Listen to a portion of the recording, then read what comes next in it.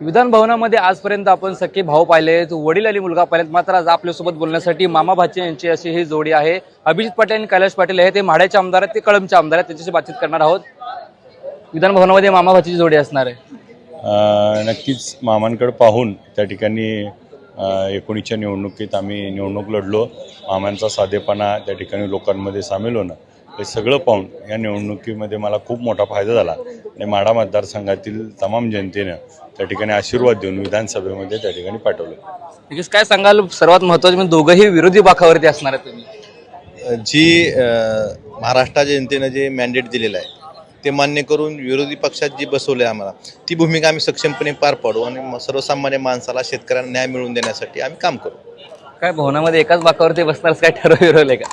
नाही, भवनामध्ये जशी सिटिंग अरेंजमेंट येईल तसं बसेल, परंतु विरोधी बाकावरती त्या ठिकाणी काम करून दाखवेल.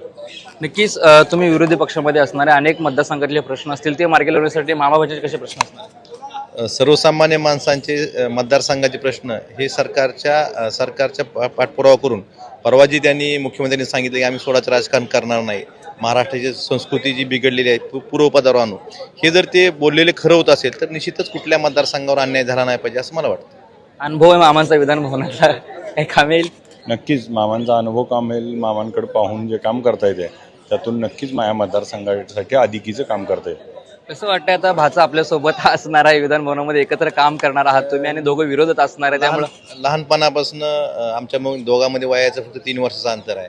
लहानपणापासून आम्ही सोबतच होतो आणि याही ठिकाणी आता आम्ही सोबत आहे, ह्याचा निश्चित आनंद आहे मला.